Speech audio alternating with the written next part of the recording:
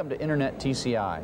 Rich is on vacation for this show, so I'll be doing the show by myself. But we're in a unique location. That's part of the problem. We are at Indianapolis right now at the MidWest Cable Exposition. I brought with me, so that Rich won't feel left out of the show, we sort of brought a virtual Rich. This comes courtesy of the Family Channel, and there's sort of a virtual Rich here that's going to help us, and maybe we'll talk to him. If things get bad later in the show, I'll start talking to Rich. I miss him so badly. But again, as I said, we're on the convention show floor at the MidWest Cable Expo and taping the show. Our connection today to the internet is coming across Zenith 4 megabit modems that are distributing high-speed networking around the show floor, and our internet connection is provided by a company called iQuest.com. So usually at this part of the show, Rich and I exchange favorite internet stories, sort of these dumb stories that we've come to know and love on the show about our internet activities in the last month or so. But I'll have to exchange those with you today. So here we go. Here's the first internet story for Rich and for you and the rest of the viewing audience. Those who work on the show know that I'm very fond of karaoke as one of my spare time activities. And when the cameras aren't running and you're not seeing it, I break into song automatically on the set. But I've got an experiment going related to karaoke, and what I've done is I put up a page called Karaoke in Lansing, Michigan. Now, before I did this page, I put it up. I checked to see that no search engine, if you give in the words Karaoke Lansing, Michigan, will find a page that had those words in it. So my experiment is to find out how long it takes a search engine to find my karaoke page. So I started it on July 26th, and we'll see. So far, as of the beginning of August, there have been no search engines, but we'll find out how long it takes them to get to some new corner of the world in terms of a page. So my next thing that I found kind of interesting is I was in Nashua, New Hampshire a couple of weeks ago, and I stole a phone book. The reason I stole a phone book is we're always trying to find URLs in new and weird places. Well, here's one. This is right on the beginning of a phone book. At the 9X yellow pages, you have www.niyp.com, and we'll try to visit that later in the show and see what they're doing with the internet and the phone companies. The other thing that I found that was interesting is back in Michigan, I got my own new phone book. And this is Ameritech's new yellow pages. And down here in the corner, there is a new internet guide. So there is actually a yellow pages heading for internet. Now, strangely, they didn't file it under internet. They say see the computer headings. So if I turn to that page in my vast yellow pages, we can see that there's a number of internet service providers. So if you want to, people always ask me, a frequently asked question is, oh, who do I get internet from? And so here it is, here's all your net service providers. But the interesting thing is, other companies know that internet savvy people will be looking under this title, and so they've actually placed their URL. They're not really related to the internet other than the fact that they have a page on the web, but they put themselves into this category as well. So I think that's really interesting. And also things like website designers are in here. So I thought that's really kind of a neat, things are coming together. You know, if the internet is in the phone book, then that's an interesting step. And we'll see those things coming along. Well, don't have much else to say here in the introduction, so we might as well go ahead and move on to the rest of the show.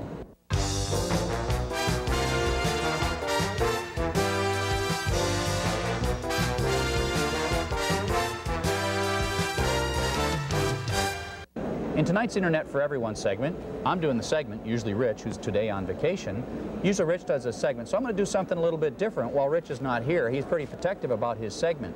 I'm going to do something I call frequently asked questions, and of course that's an internet term for things that people ask more and more and more. And I've been giving a lot of talks to beginning internet users or people who don't use the internet, and so I've been writing down the questions that I get asked. So what I'm going to do today is just answer those questions. You probably ask those questions, or you would ask those questions. So the first question really that you need to know is how to connect to the internet. And it used to be really difficult. You'd have to call a university. We talked about in the first segment, we said, hey, just look in the yellow pages. And today, I think, at least now or in the next 6 months, that's a good way to figure out. Choosing an internet provider, pretty easy. Go for price. You should expect to pay $15 to $20 for unlimited hours at 28.8 modem, and you should get an email account for that, maybe even a small web page. So you ought to shop around and find the right price, but in most markets there are small internet providers providing that. But beyond the idea of connecting, the first question that I really get in terms of the internet is what's the difference between America Online, CompuServe, MSN, and the internet. Okay, so the key thing is America Online. I'll use America Online generically to mean all the others because I'm most familiar with America Online. America Online is a place that sells services to you. and originally, if you go back in history, America Online sort of was an internet-like thing because somewhere there is the America Online servers, and they actually created their own network with dial-up modems scattered throughout the country. So you'd be sitting here and you'd hook up to your home computer and you would dial up a modem in your hometown, and they would have this internet-like network to hook you up to America Online. So this is, let's call this like the AOL net. Okay?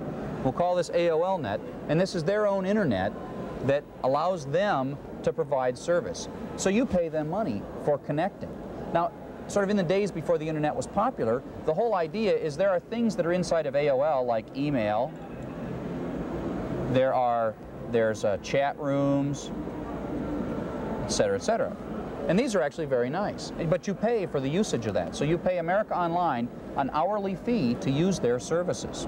Now, when the internet comes along, the internet itself is also a network, kind of a cloud, internet. And it's made up of telephone lines, and you have modems in each little city, and it's a different company, but you might have an internet modem in the same city. So you might buy service from an internet provider, so now you're going to dial up to the internet. And you're going to pay these people, let's just say $17 a month to use that internet connection.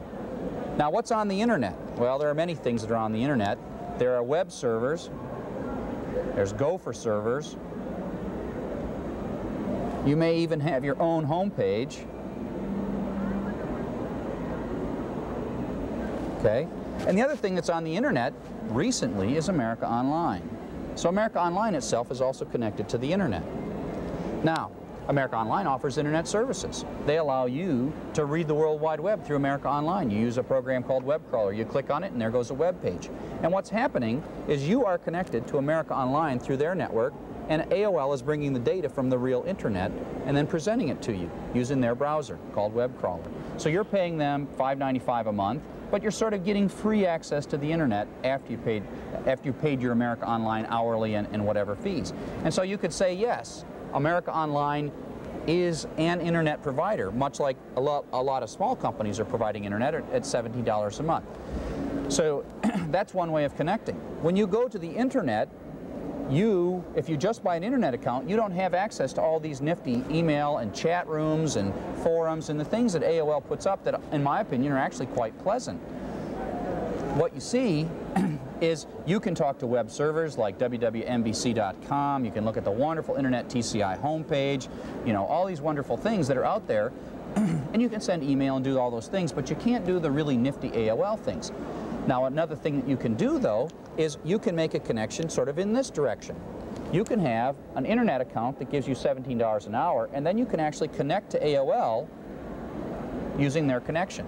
Now, what you're doing is for $17 a month, you've got your internet connection, and for $5 or whatever an hour, I don't know what it is, you're actually using AOL. So you're not using AOL's network to connect, you're using the internet to connect to AOL. And as a matter of fact, I have an internet account already at home, and I actually prefer this way because then I can surf the net quite quickly as well as use AOL. And when I want to use AOL, I run it, and when I don't, I don't, and I'm only paying for the time that I'm spending doing the AOL things, and they run very nice and very quickly. And again, I don't mind paying them more money. If I really like their chat forums, then I'm paying money to use their chat forums. So, and it's neat. You can find people, and AOL has all these advantages over the internet, but it's not as broad as the internet. So that's sort of the the first question. And the second question, I got to erase my board here. The second question that I commonly get, and by the way, if I didn't explain that very well, feel free to send in some email at internet@tcimet.net and say, hey, you didn't explain that, explain it again. Well, maybe next time Rich will explain it, he'll do a better job of it. But, so the next question that I want to talk about, oop, Rich just fell down, that's okay. The next question that I want to talk about is, what's the difference between the web and the internet? Okay, and that's, I sort of think I always have the answer to that question that people will understand, and sometimes I don't. So I'm going to draw the picture of the internet here, back in the middle. The internet is like the telephone company. It is a way to connect computers of various kinds. So, for example, you might have a computer at Michigan State University.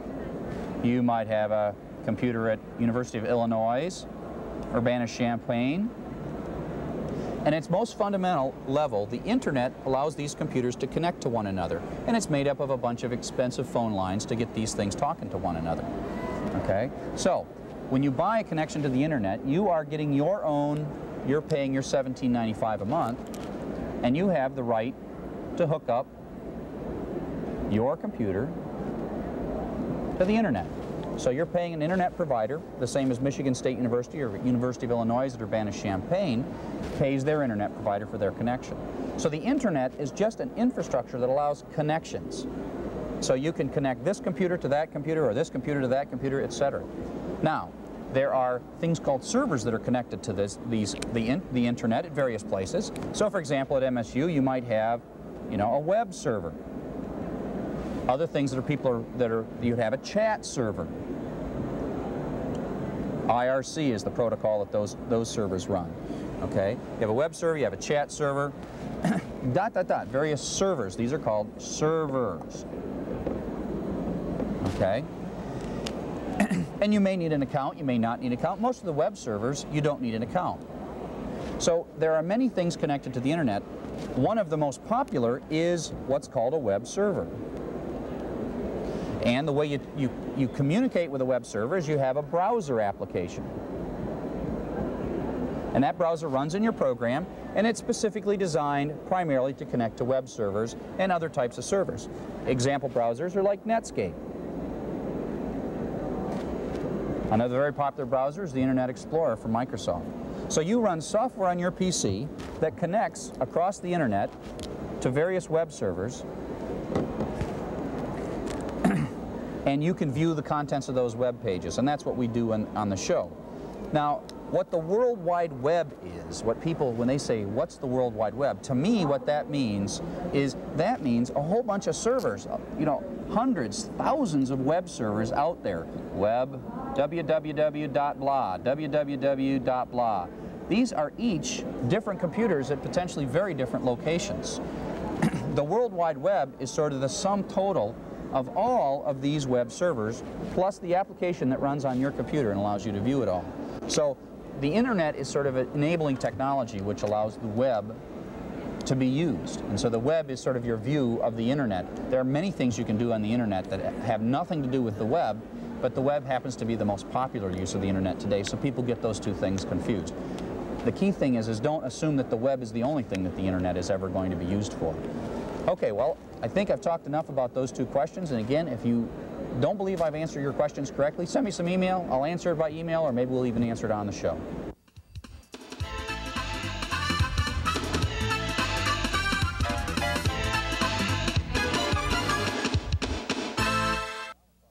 We've moved over to a more comfortable area of our set because now we're talking to Jarek Johnson of the Disney Channel. Hi, Jarek. Welcome to the show. How you doing, Chuck? Thank you. The first thing we got to do is get a little bit of bookkeeping over with. We got to tell what is the URL of the Disney Channel. Sure. Very important knowledge to know. Yes, it is. www.disneychannel.com. Okay, that's good. Tell me a little bit about how the web page fits into everything that the Disney Channel does. Sure. The web page that we have for the Disney Channel is made exclusively for the Disney Channel. Right. It's done internally. And we just use it to share more information and communication with either current cable subscribers that have the Disney Channel or people who are curious. Tell me a little bit about how y'all came up with the design for the Disney Channel webpage. I mean, did you contract with external people?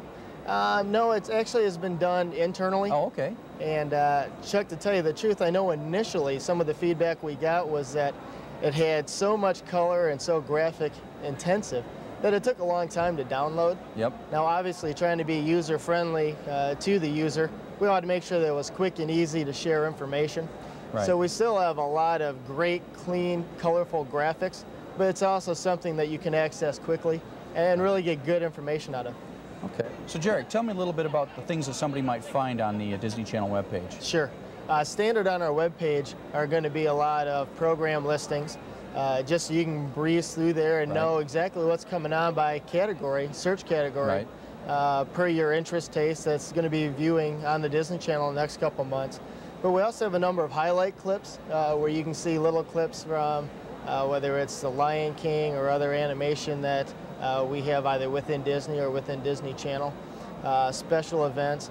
And even right now, we also have a lot of little trivia games and contests. Games? Absolutely, that people can kind of fill out an answer to one of the questions, email it back in, and have the chance to win fun Disney prizes. One of the things that I saw on, I think it's the regular Disney pages, they have things to print out. For kids to print out and then color. Absolutely. That's a real clever idea. Absolutely. Do you have anything like that? Well, I know that with some of the entry blanks that we have for the prizes, they have the pre-formatted print opportunities. In terms of the other instant prints, we may. I'm not exactly sure, but it's definitely a possibility. Well, one last question. Sure. What is your favorite page on the internet, other than, of course, the Disney Channel? So what's the real question is, what's your second favorite page on the internet? Good, because of course my favorite is the Disney Channel. Actually, I have a couple other favorites. Okay, let us know. Riddle du jour is one. It's called Riddle du jour, Riddle of the Day. Okay. I just kind of like some of the brain teasers. I find them educational and a different way to think through different problems. That's neat. That's neat. They have some great golf channels and golf instructional websites. And what else? What I love about the web is that through a net search, you can just find a variety of information on just about any search topic. Right. And so it's pretty much what I'm curious about for the moment. That's what I'm going to shoot for. Well, thanks. Thanks for being on the show. Okay.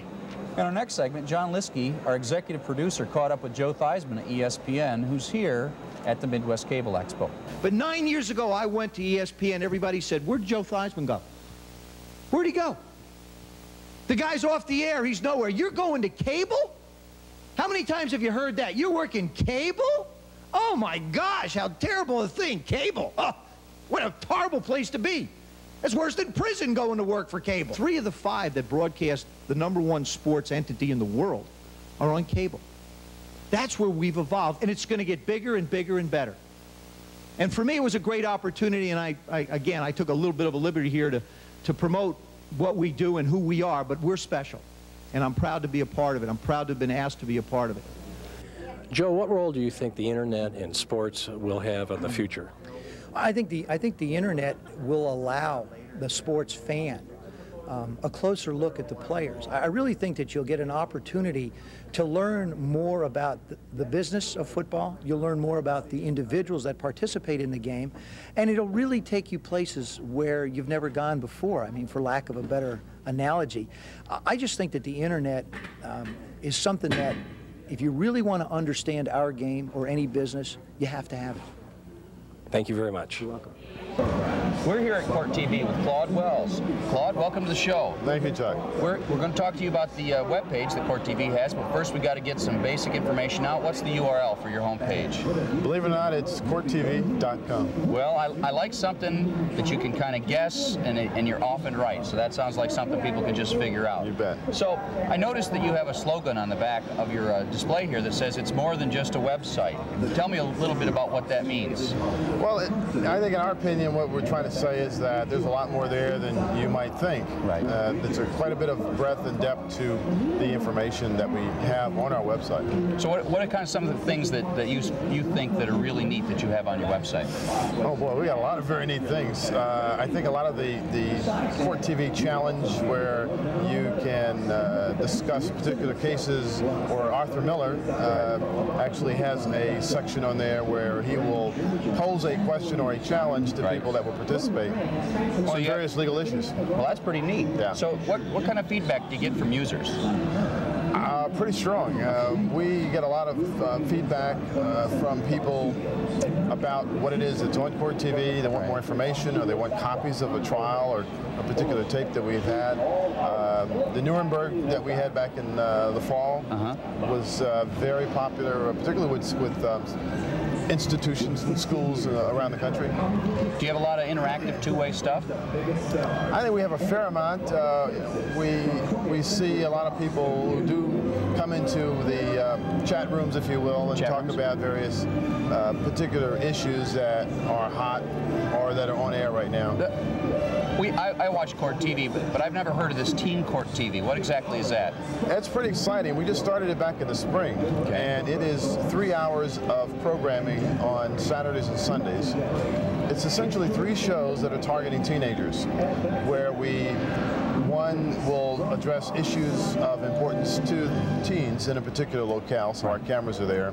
There's another show where we will give highlights of a trial and have some interaction and dialogue with teenagers about that particular trial. And you support that with web page stuff as well? We actually support that with a website that we've introduced recently, Teen Court TV. Right. And from that, we can have students participate in essays. Okay. And there is a chat room as well for that. So in terms of the philosophy of the web page, it's clear that it's not just to put the program guides. It's sort of, you view this as an independent form of communication in a way. Yeah, in fact, you raise a very good point, because while we do have very specific programming information about anchors, detailed information on what trials are on, we also have information on how to find lawyers around the country, how to address issues of legal for doctors or for your home. If you're gonna have an apartment, for example, and you need to go over a lease, that kind of information is also available. That's kind of neat. What kind of feedback do you get from lawyers? They have been very supportive of it. I think initially they might have wondered whether or not anyone outside of their profession would have been interested. Right. But I think we've all been very pleasantly surprised that the general public has a thirst for information. Oh, my wife has a thirst for this kind of information. She loves this kind of stuff. So one last question. Sure. What's your favorite URL? And you can't say Court TV, so what's your favorite URL on the web other than Court TV? Well, that's a tough one. I guess from a personal note, it's probably the Michael Jordan homepage. I'm a native of Chicago. Oh, you are a native of Chicago, okay. So I love that. Pretty neat. Okay, well, Claude, thanks for being on the show. And John Liskey has a special guest coming up next. We're here with Al Franken of the Comedy Channel. Thank you very much for being here, Al. Thank you, John. Can you tell me a little bit about how you use the internet in your line of business? Well, the only way I use it is, well, I use 2 ways, I guess. I do Nexus Lexus, where I do a lot of research on that, which I love. That I enjoy. And then I also get email, which my assistant downloads for me and prints out. And I read it off. Get any good jokes submitted? Never jokes, not yet anyway. I've only been emailed, I've only had it for like a month. But the Nexus I've been doing for like a couple of years. I recall in your book some of those searches you had, thousands of results that would come back in terms of how many times a certain person was named. Dole and mean, or Clinton and sex was like 30,000. But I didn't have to read all 30,000. They say there are 30,000 in the search. Very good. Speaking of Dole and Clinton, let me ask you what your impressions were of the Republican convention just coming. Well, it was a little boring, I think, for most viewers.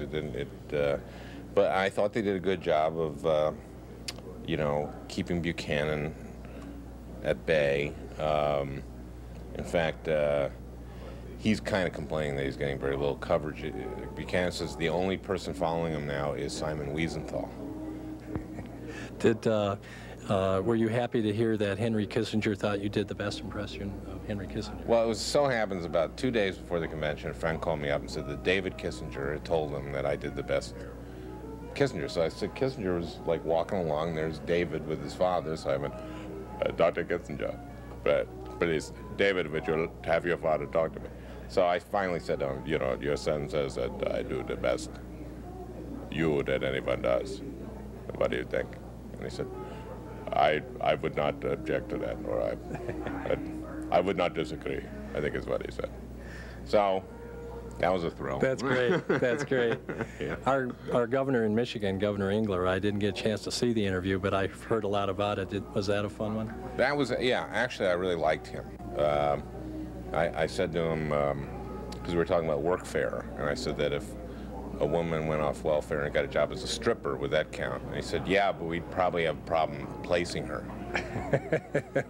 Well, thank you very much for being with us this afternoon. Thanks. We're here again on the show floor. We're talking today with Sandy McGill with Sony's Game Show Network. Hi, Sandy. Welcome to the show. How are you? So, first off, you got to tell me, what is the URL for the Game Show Network? It's www.sony.com. Okay, so the big question that I've been asking everybody is sort of how does the web fit in with a cable system? I mean, a cable network. How does the web fit with that? Well, we're games. Right. We're classic game shows. We've got 50,000 game shows. We're also interactive games. So Right. we're looking at other platforms besides television for interactivity, and the web is a good place to be. So does the Sony PlayStation fit into that at all? All of the divisions of Sony fit into it. I think we're the only division that really has something interactive up there. We have a game that you can play along with called Wheel of Fortune, one of the most popular games in the country. And you can actually get on our website and play Wheel of Fortune in live time. So what kind of user feedback do you get from your site? Real good, real good. We've had 100,000 visits since last May, and we've had 400,000 people sign on to play Wheel of Fortune since last May. Do they win prizes? No, right now they don't. Okay, just like a sense of pride. Just play along. Right. So how did the site get designed? Do you have an internal person, or did you contract with somebody external? Well, Sony Pictures Entertainment, which is really Columbia TriStar Pictures, has an interactive division. Okay. A very active interactive division. Right. And they produced it in conjunction with a company called, what are they called? Zentropy. Okay. Zentropy is an independent web producer. Okay. So tell me some of the content on your homepage that you like. Where do you go? Well, I think what I like is we've got a template where you can actually write to your cable operator directly and ask for the Game Show Network. Well, there you go. So it helps us with distribution. The bottom line. What I think the most interesting place is the Wheel of Fortune site, where people play along and have some fun while they're doing it. So one last question. What's your favorite search engine? I like Yahoo. You like Yahoo? Why is that? Yahoo because Yahoo was really the first engine, with a lot of imitators. Okay. But they've evolved and kind of kept up with the others. Okay. And I also have a favorite website. What's that? Besides, it's called www.riddler.com, and it's an outfit in New York that's experimenting with games. Other people have told me that too. I'll have to take a look at that. We'll look at that in some future show. Great. Okay. Well, thanks a lot for being on the show, Sandy. Pleasure. Hi, I'm here with Brian Quirk, the Executive Vice President of Playboy TV. Good afternoon, Brian. John, how are you? Good. Can you tell me how Playboy TV is using the internet to co-promote its products? Well, we've certainly taken advantage that the Playboy brand name is one of the most recognized brand names in the world. In fact, on the internet, Playboy is used, it's one of the top requested search words through all the search engines. So certainly we've taken advantage of that notoriety and that the brand name brings, that people are looking to us for quality entertainment and quality content. And as both, publishers in print and publishers in video, we certainly have a very, very large library, both from graphic images and pictures and interviews and articles, that we use our website to bring a lot of people into the Playboy fold. And then through the website, we have obviously information, and we have articles, we have research. On Playboy Television, we are promoting all our Playboy Television content through the website. We're actually developing a sub-website for one of the shows that we're doing. So we're very, very fortunate that we have built a 41-year-old recognized brand name that brings people to the internet, and once they get to our webpage, they can go in various places that they want to go. I understand it's probably one of the most popular places on the World Wide Web. Is how many hits a day do they go? We've been up now with the web page about a year, and at least 2 million hits per day. Wow. It's one of the most popular out there. Is it helping you? Do you sell products right across the internet? We've just begun to, of course it's not my area, but we've just begun to explore, and we're doing a lot of hyperlinks and with some of our advertisers in the magazine specifically. And we started out slowly, and it is building up, and we're getting a lot of activity there, and right now the sky's the limit, and how we can use the links to our advertisers to promote, and also to cross-promote perhaps with our cable partners. There's certainly a lot we can do there. You anticipate someday the channel and the internet, Playboy TV and the internet actually merging somewhat? You know, I guess we're such an infancy stage, and we have all the speed problems and compression problems and delivery and time, but we have done some QuickTime movie clips already of Playboy programming through the web page. So we've begun in that way, and we'll see how technology goes as far how far we can take that.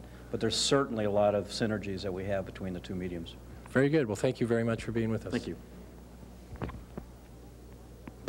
Well, on the floor again here, we're talking to Sid Eshman of the Discovery Networks. Hi, Sid. Welcome to the show. Hi, Chuck. How you doing? First question I got to ask you, just a bookkeeping question. What's the URL or the web address for Discovery Online? Well, to get to Discovery Channel Online, you would just hit www.discovery.com. Okay, great. So tell me a little bit, you guys, I mean, I watch the Discovery Channel all the time, and you guys advertise your webpage more than any other channel that I've ever seen. So that tells me that you actually have some idea of how the web fits in with the rest of your programming. Tell us a little bit about that. Absolutely. We think the web offers an enormous opportunity for fans of the Discovery Channel and the Learning Channel to take it a step further and learn more about the programming. There's individual stories about shoots that we do from all over the world, and people tell their stories about their experiences in creating Discovery Channel programs via the World Wide Web. Do you have internal people or external people doing your web?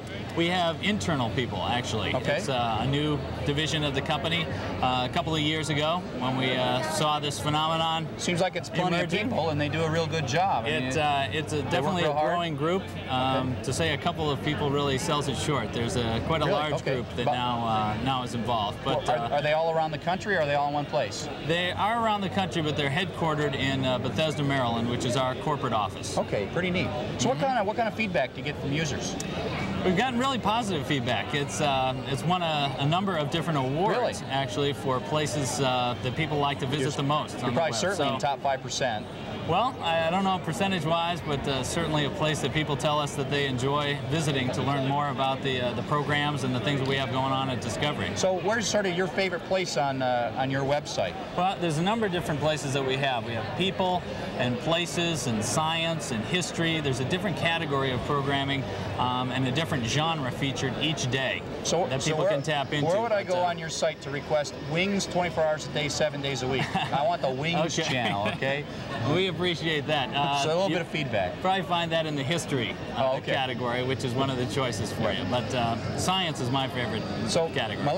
For my last question, other than the Discovery Channel, which obviously is your favorite website, what's another favorite website that you have? I'm a big golf fan, so I like going to see what the PGA Tour has in store. Good. Try to improve that golf swing whenever I can. Okay, well, thank you, Sid, for being on the show. Thanks, Chuck. And we're off, I think, to go somewhere else on the floor.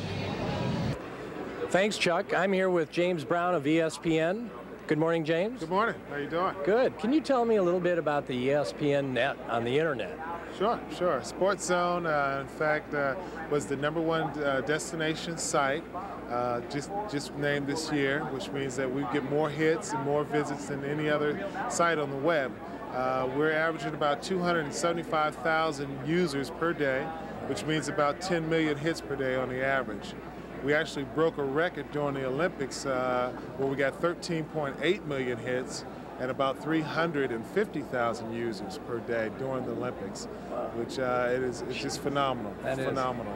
To date, we actually have had about 50 paying sponsors on the actual net service at Sports Zone, where we've had people like Pizza Hut and Gatorade to actually pay for advertising.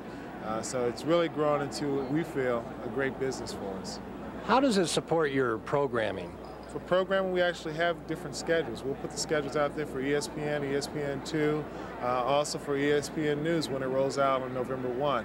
And in fact, for ESPN News, we'll actually have some chat rooms and things like that where we'll actually marry the two. Great. Now, do you find, is it interactive where consumers can request or ask you questions? Are you going to cover this game or that game? Definitely. We have it set up so far that we've put Berman online, we put Jackson online, where consumers can actually talk to these guys back and forth and have a conversation, sometimes during the game, sometimes after the games, but definitely we are using it as an interactive product. Have you heard of any feedback from them, what it's like? I mean, this is somewhat of a new experience for a broadcaster to be able to talk with their listeners even during the game. Any stories along that line? One of the things that we pride ourselves in doing at ESPN is being the #1 sports fan. So of course, being the #1 sports fan, fans talking to each other, it's just a great experience for an average fan to talk to someone like a Berman who has the insights that he does in the different football or baseball. So yeah, our consumers really enjoy chatting. Well, thank you very much and good luck. Thank you. Well, we're at another location on the show floor, perhaps the most important location. We are at the Weather Channel, and if you notice, I'm wearing this wonderful Weather Channel. I only get to borrow it. It's a contest. There's a contest tonight to win one of these wonderful Weather Channel jackets. But we're here with Courtney Jewell of the Weather Channel. We're going to ask Courtney a little bit about her website on the Weather Channel. Tell me, first off, what is the URL for the Weather Channel? Our URL is the www.weather.com. Okay. This is basically my favorite channel and my favorite site. Great. Okay, other than a search engine. And so the question, it's clear that you guys have a big commitment to the web page. So tell us briefly how it fits in with the rest of sort of the strategy of the Weather Channel. Well, in '96, the Weather Channel began an aggressive campaign to brand the Weather Channel as a preeminent weather provider, whether it be our 1-900 number, our core product with the Weather Channel cable network, or our online service. And so it fits well into the picture of being the source for all weather information, whether it's national, international, regional, or local. What kind of feedback do you get regarding your page? It's been phenomenal, really. We hit our millionth hit day a couple of months ago, and we'd like to see more of that, which the feedback has been phenomenal. Viewers or users often say that it's bookmarked, so it's the first thing they look at in the morning, so it's been great. Is there any chance of getting the radar images to come up? We're hoping. Do people ask you that a lot? They do ask us for that. Okay, well, I'll ask you too. It's a matter of technically making it as up to date as it is on air. One of the things that amazed me is the quality of the graphics. I mean, they are exactly the same as what's on TV. And there's lots of weather sites. Michigan State had one for a long time, the most popular weather site for a long time. But, you know, I don't look at ours anymore because yours is just so awesome. If you had radar, I mean, there would be nothing else. There would be nothing else left. So tell me a little bit how it might have changed over time. Well, I think that when the Weather Channel online service first launched, we kind of got the site on there and made a best effort at the very beginning. And then as we saw what other online sites were doing and then progressed our own online site and found what we wanted it to become, we moved it into more of a useful type of tool.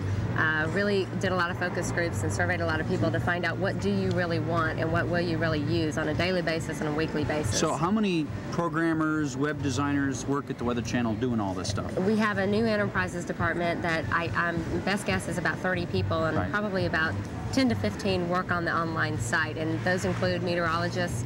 We have some on-camera meteorologists that you know of that are in chat rooms and things like that and answer questions. Oh, and I love reading about the meteorologists and how that, I mean, there's a lot of neat stuff on A lot of people tap into that. And then, of course, there's the educational stuff there as well. So, so, what's your favorite URL on the internet? The Weather Channel. Oh, of course. Okay, well, thanks, Courtney. Thank you, appreciate Chuck. your time. Appreciate it. All right. Okay, Thank you we'll for see you on the coming net. by.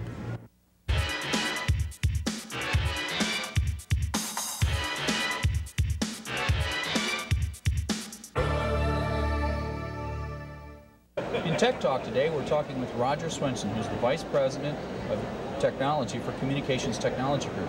Roger's the person who spent all of yesterday setting up the cable modems that we use during the show.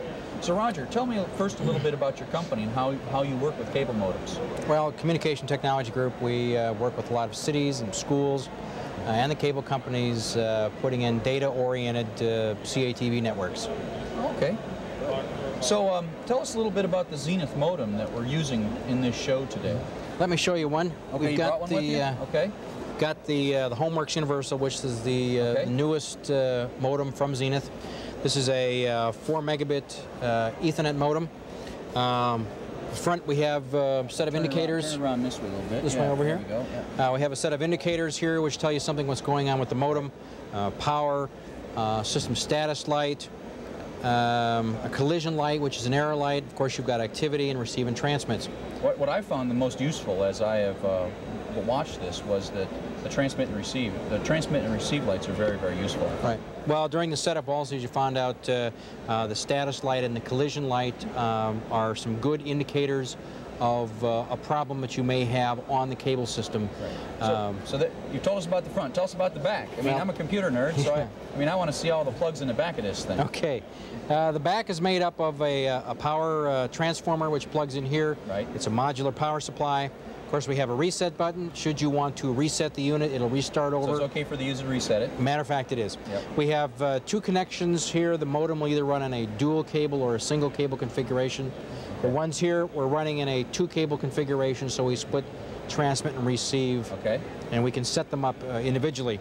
We have, of course, the Ethernet port right here. This is a standard 10 base T Ethernet port with a link integrity light. Those are valuable too. Matter of fact, when you're trying to make it work. When your cable's wired correctly and connected correctly, you'll have a link integrity light which says you have a good baseband link. Right. Also, we do have a console port where you can either go in with a terminal or a program from Zenith.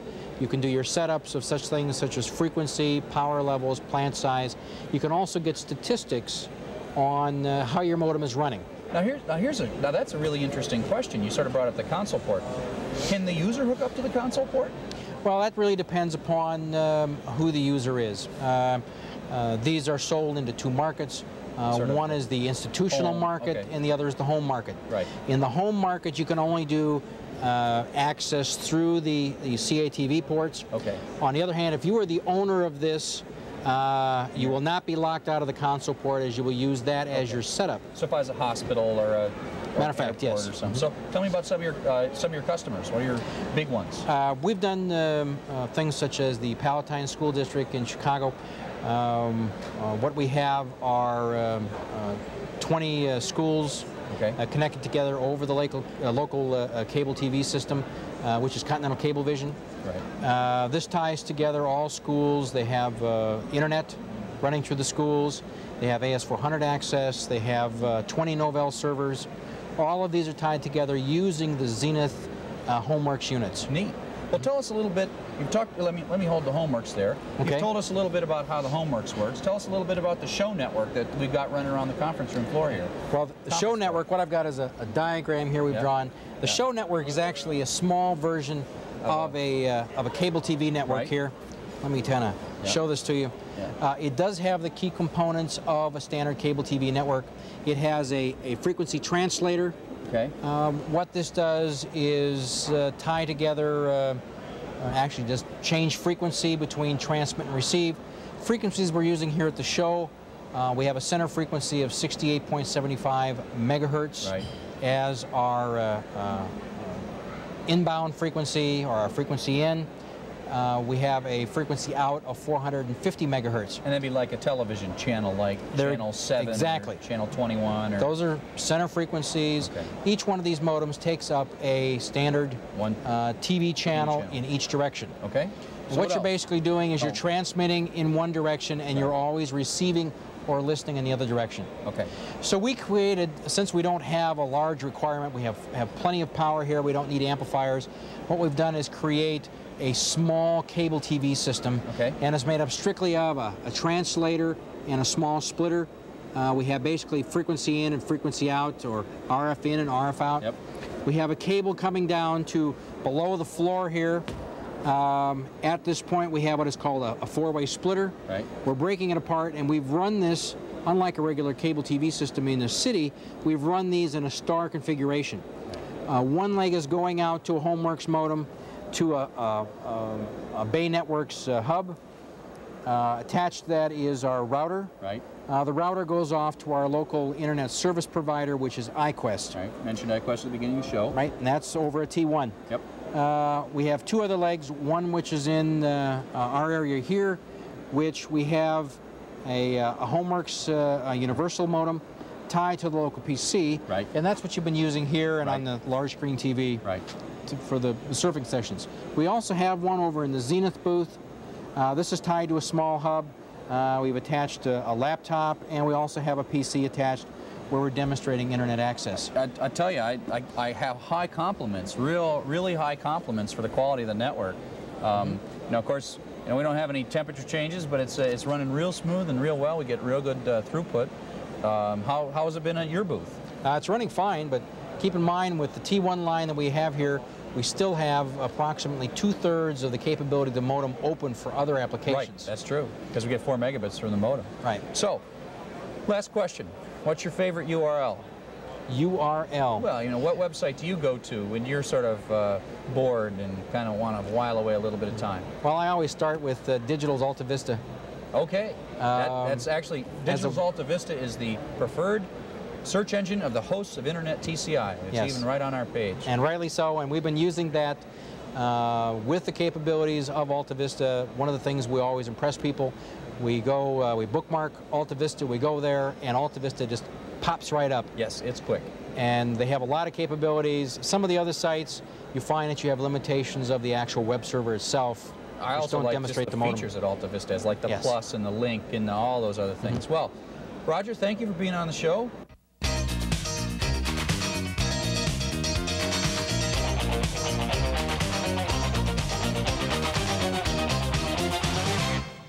In our surfing segment today, before we get surfing, I want to show you a couple things I forgot to show you at the top of the show. Again, we're looking for internet in weird places. What I got here is I got something I picked up at my brokerage office, and I'm not, you know, I don't go there very often, but I saw this, and this is a fund that is on internet stocks. I'm not sure if I'd invested it. It's a bit risky, but I might have some high returns. But don't listen to me whether or not this is important. Get the prospectus or whatever it is that they say. But I thought that's kind of neat. A trust fund that's basically internet related. I thought that's pretty cool. And another thing that I wanted to show you that was pretty neat is something I saw in Computer World a couple of weeks ago. And this is a cartoon about cyber cafes, and basically a couple are talking to the maitre d', and what they're saying is, would you like web or non-web seating? And so as the internet invades more and more of our lives, then we'll need to have these kinds of things, or some non-web seating. Of course, I'd take the web seating. So the first thing I want to do on is answer a viewer question. Stu Schlief sent in a question, said, how was it again that you found all the links to a particular address? So what I'm going to do is I'm going to show you an AltaiVista. And again, AltaiVista is the only place that does this. Okay, so I'll jump right to AltaiVista. And the way you do it is you say www.msu.edu. Okay, and what this is actually going to show you is it's looking up the pages. But the first thing it tells you is about how many matches that you've got. So the interesting information is right here. If you're actually just counting, you're saying who's linked to me, we have about 5,000 pages. Now what it's also done is it's shown you some of those pages later on. So, you know, away we go. So basically, the link colon is the technique.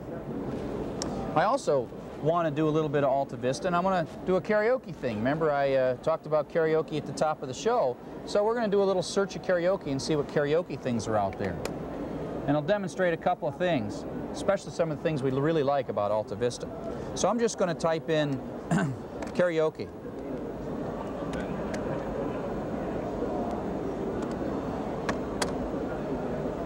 Chicago, let's say I'm going to Chicago and I want to go singing. Seek Chicago, C-H-I-C-A-G-O, Illinois.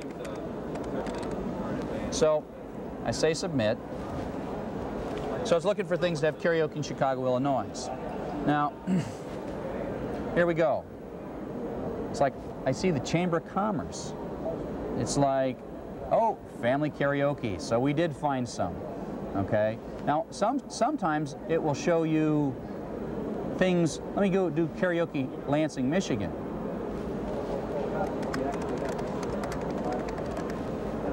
Or Nashua, New Hampshire. I went to Nashua a couple weeks ago and did some karaoke.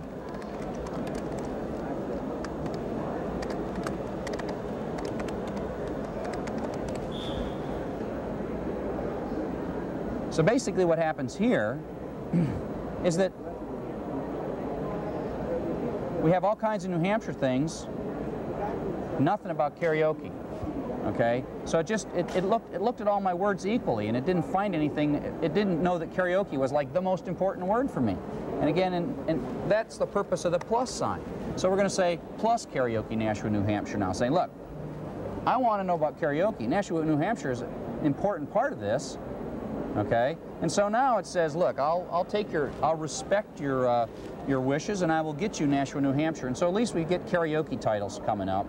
So now we got sound choice, and it doesn't look like there's any page that has Nashua, New Hampshire and karaoke in it. But let's take a look, see what else we found.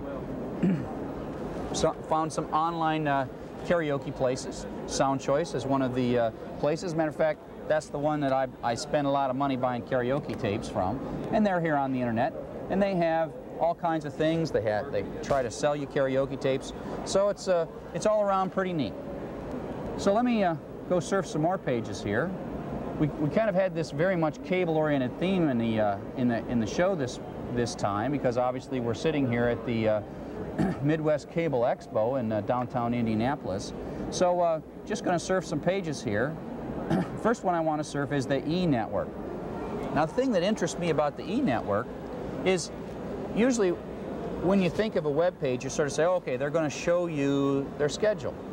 And E really is doing much more than showing you schedule. And I think this is sort of just an interesting observation that people are doing things other than just putting up their schedule. I talked about America Online earlier, and one of the things that really appealed to me about America Online was the content that was there on America Online. Because a lot of what's on the web is just sort of brochures and things that are sort of not interactive and not lively and not updated very often. But this e-page that we're going to take a look at, this is an example of a page that's trying to sort of be like an America Online. I don't mean be like an America Online, but sort of this is a place you sort of go to peruse and enjoy yourself and lose while away hours. So they're sort of making it sort of like a pseudo magazine integrated with their online on-air stuff. So if you look at the top of this page, you see that you think, well, I'm going to see Talk Soup, or I'm going to see something like that, and they don't even talk about that. They have stories, they have Miss Universe, various things, hot spots, up close. So they're really treating this, in my opinion, as a different media, and I think that's a really exciting thing. Now, of course, I want to find out about Talk Soup, so I have to cruise down here to E On Air, okay? And so here they have the E On Air, but it's integrated with the rest of what they're doing. So we'll go to Talk Soup here and look at John Henson's hot picks. And so here's the Talk Soup page. It'll take us a second to get her down. So here we go. Now the thing I was looking at earlier is, you know, when you're a talk show host, who you're going to get to interview you. Well, John had Jerry Springer interview him, and so it's a cute little interview, and it sort of supplants the show. So I thought that was pretty neat. And being a big Talk Soup fan, I sat here before the show was taped, and I looked through all this stuff, and he talks about he was in his underwear when he received the phone call that he was going to be the next host of Talk Soup after Greg Kinnear. Let's see, what was the other thing that happened I thought was really funny? Oh, Talk Soup, clips. Oh, they're talking about socks. So, but I thought that the E, let's go back to the beginning of the E page, and we'll take a look at some of the other stuff. He had to get out of jury duty to go host the first show. So basically, we have other things that E has. Their today's news, their favorite spot on the web. Just a neat kind of thing, Diary of Madonna's Baby. We'll take a look at that one.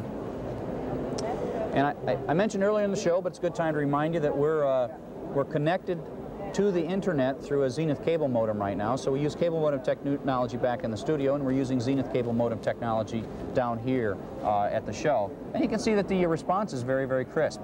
We have a very good internet connection today. So there's Madonna's Baby, obviously not very happy. Tales from the Womb. Away we go. So that's the E page. And we may come back to that if we have too much time at the end. Another page that a fellow named Chris Rennie from a company called Contact, walking by on the show floor, I've been asking people, you know, what do you find interesting? So he's really into all the sort of live interactive things that you can do on the internet, like real audio. And so he showed me about VDO, and we talked about some other live video things, but I wanted to show you this VDO, which is yet another sort of live video thing. And so we'll go to the video gallery. Now, before we did this, we had to download a video plugin, but it actually noticed that my Netscape didn't have the right video plugin, and I had time to download that, and I have that already installed.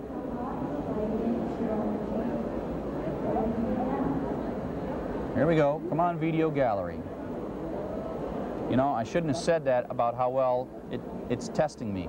I shouldn't have said how well the network was running, because it's been running great all day long, and just that instant it hung for like 10 seconds. Okay, so let's go to news.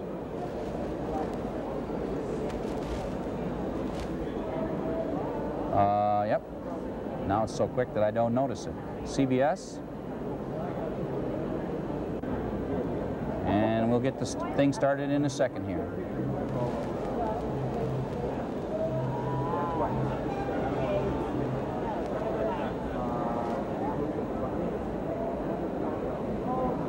Okay, so here's where we're going to see the video as it comes down here. This is where the live video player is going to happen. I think what's happened is earlier there were less people using it. CBS, when I was testing this earlier before the show, there we go. So we're playing, and now this is live, and this is CBS, and you can see the video quality, and we see some pixelization. And again, you know, this is not a substitute for your 40-inch color TV, but away we go, and we see given a graphic. So that's pretty neat. And so I think that this, again, this is a tremendous growth area. People are doing more and more stuff like this, and while it might not replace television, or we won't necessarily get all of our TV over the internet next week, each one of these things, each time somebody comes up with a new one, they solve more and more technological problems that allow us to move towards where all of our connections, whether it's cable or whatever, are digital, and then our entertainment comes down in digital forms. And it's just a matter of time before we get the technology working well enough that we'll see this stuff coming over the internet, I think, at least in my opinion. So there's Video Live, and they have all kinds of things here. Okay, well next I really want to go to Microsoft because Microsoft has just released Internet Explorer 3.0. And I saw an interesting graphic on a magazine a little while back that projected that Microsoft Internet Explorer was going to take over as the most popular browser. Now, of course, there's two kinds of liars. There's liars and there's statistics, or something to that effect. So you can make up anything you want, but I think it's interesting that some people are predicting that Microsoft might take over for Netscape as the most popular browser. So here we are at the Microsoft site, and at the top page they're obviously touting the new Microsoft Internet Explorer release 3.0, and again we can download this guy. And the neat thing I think about Microsoft is they committed for a while, at least, that Internet Explorer is free. Now, 5 years from now it might cost you $9 or $5 or something, but for now it's free, and that's actually, in my opinion, forced Netscape to keep giving us free versions of Netscape. I think Netscape all along planned to take and start charging for Netscape once it became extremely popular. So here's an example where Microsoft is saving us money by forcing Netscape to give us new versions because they're going to have new versions. Now there are many things that are sitting here on the site for Microsoft. You go download Netscape Microsoft Explorer. You can download all the web tools, the Internet Assistant for PowerPoint, the Internet Assistant for Microsoft Word, and those things. You can get answers to questions and various things like that. Well, I think that's about all the time that we're going to have to do surfing. Hope you enjoyed our visit to the MidWest Cable Expo and this particular show of Internet TCI. Next show, Rich will be back. Of course, Rich is here tonight, and we'll say goodbye, Rich. Goodbye, Rich.